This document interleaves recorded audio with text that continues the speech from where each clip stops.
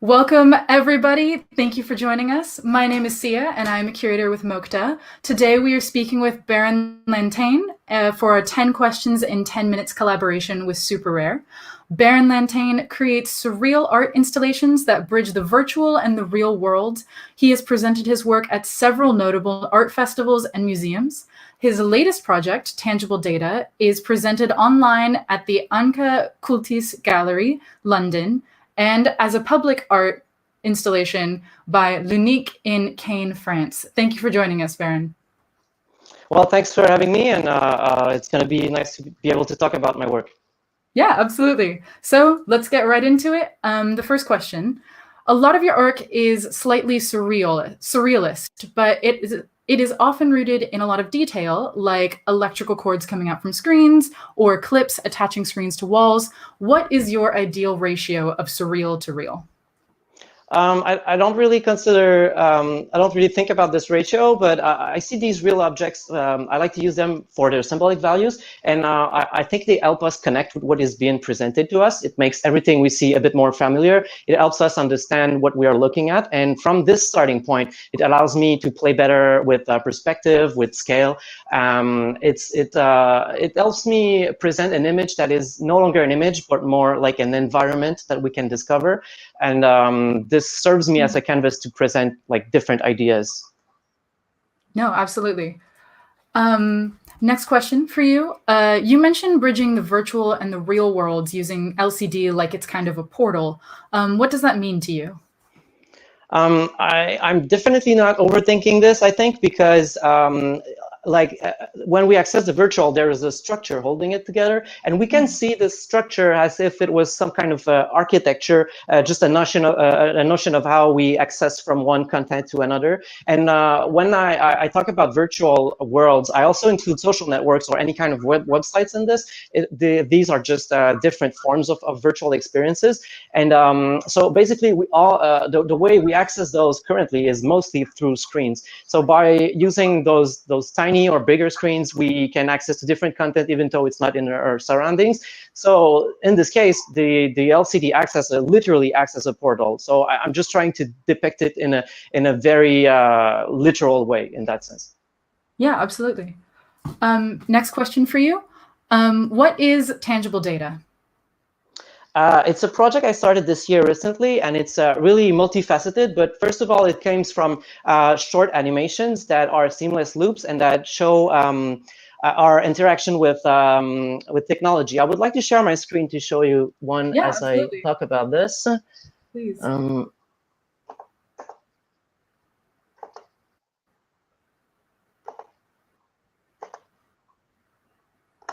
right, do you see my screen right now? Not yet. Hold on. It is loading. There we go. Instagram post.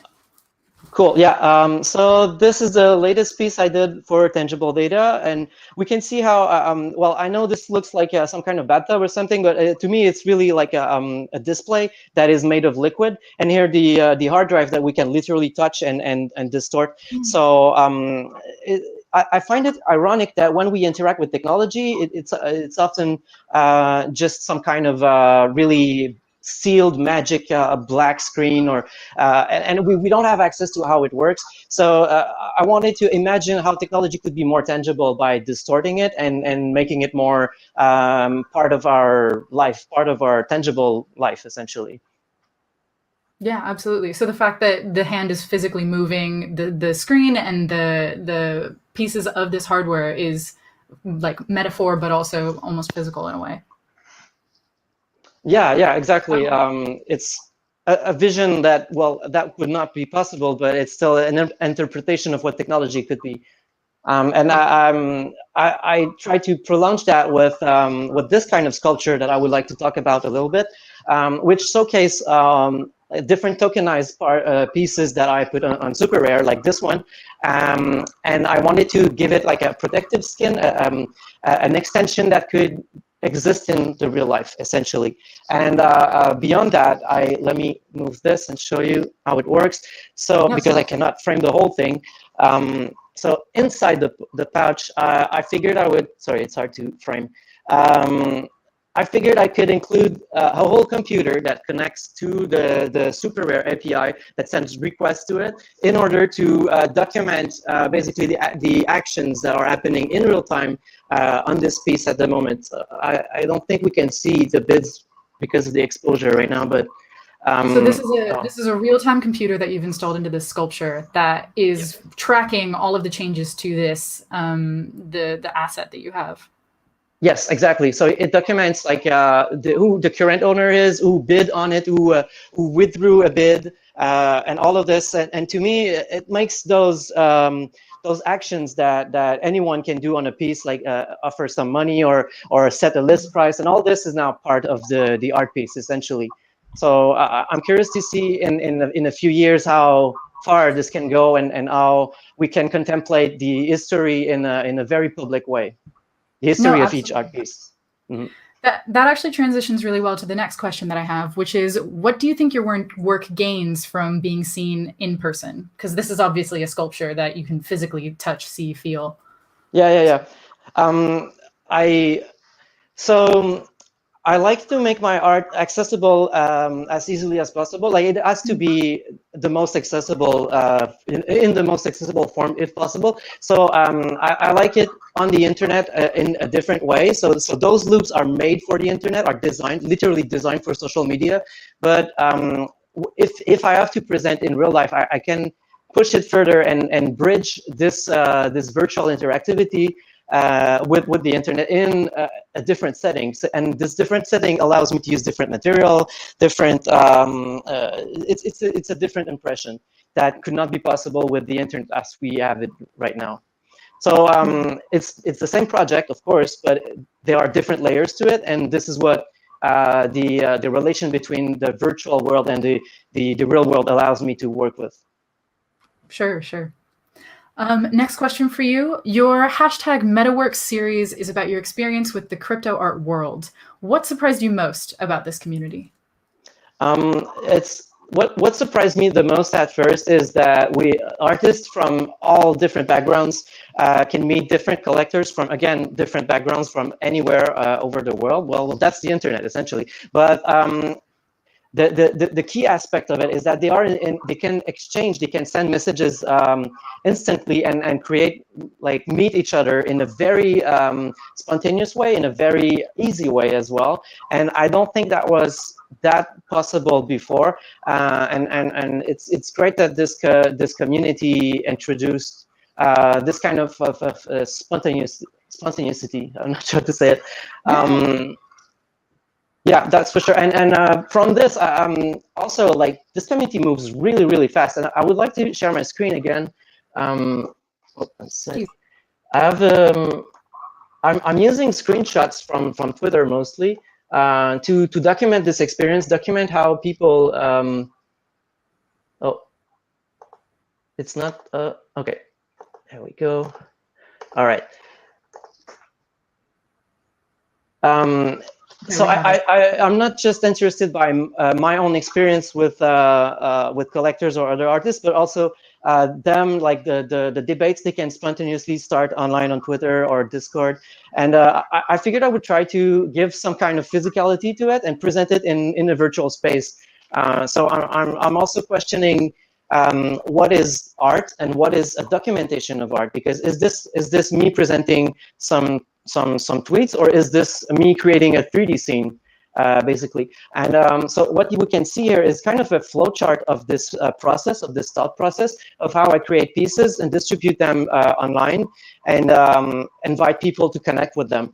And I made this website called tangibledata.art, which illustrates this this thought process in a real life installative proposition. So that could be a real life exhibition eventually, or that could just be an animated piece, and that's it. So I'm wondering where is the boundary between what is a piece and what is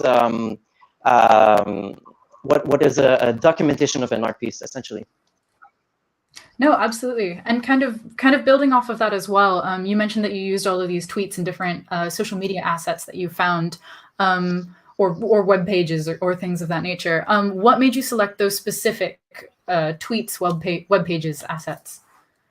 I think they, like some of them were really questioning the issues with the community or the new possibilities that this community offers. Other tweets made me laugh and thought that I thought that really, without saying much, they would be a good candidate to represent what this community is about. So and that's what I like about using screenshots as a medium, essentially, is that it can be very spontaneous, and then I just look back at what I selected and pick a few and present them in virtual space. So some of them are I really, I don't know, some of them are really important to me, and others are just spontaneously thrown in there to get a better image, maybe a less subjective image. Sure. Next question for you. Are there any technologies or concepts you'd like to explore further? Yeah, definitely. Well, the way I see my work is that I'm mostly motivated about learning new things rather than trying to always repeat myself. So I think there is more I can do with these LCD sculpture. This is just a prototype, a starting point for me, and I think I could go much further by transforming them, deconstructing them, and maybe having my own displays being made. I'm also curious about smart contracts as a medium for artists. This is, I'm sure I'm not the only one. I mean, this as a medium could be very, very interesting. It's a bit further away for me, but I'm considering it for sure. No, definitely. Next question for you. Is there something you've kept with you from the beginning of your art practice? Yeah, yeah, for sure. This is I like this question. So this goes back to when I was a kid. I think I've always been a builder in how I work, and I relate to like when I was playing with Legos essentially. So it's like this is just bigger Legos essentially to me. More complicated. So yeah, exactly, more customized. It's the way I see it when I in my day-to-day activity, my thought process. I'm designing, I'm building environments. I'm building my own tools as well to create my own workflows to either program this or animate the pieces within it. So everything I do is comes down to building it myself and understanding it like inside out. Yeah, absolutely. Next question for you. What has captured your attention recently? I'm constantly inspired by art that thinks about our behavior with the internet, how the internet affects us, and just the internet as a source of inspiration in general, because it takes so much space in our life. And yeah, I would like to show you. I'll share my screen again. I'd like to show you an artist that does that really well by merging it with a more traditional media. He's called Agrophobe, and he merges it with painting. So he's a painter, essentially, but he's a painter inspired by the internet. All right, sharing my screen. And actually, the timing is awesome because this is his Twitter. Go follow him. He's really good. And he just tokenized a piece on SuperRare right now, and I have it right here. Oh, lovely. Artist supporting artists. That's great. Yeah, so go check him out. Definitely. Yeah, definitely. And final question for you. We're at question number 10. What is next for you? I think I talked about it a little bit with me exploring more the potential of transforming those displays. Maybe kinetic art would be a next step for those, having them move, having them adapt to my content in real time as well. So that's my next project, actually. And I got another a project with seamless loops, similar to tangible data, but with other themes, other ideas. So there's more coming for sure. Definitely. All right, everyone. I think that is time for us. That was 10 questions in 10 minutes. Thank you so much for joining us, and see you next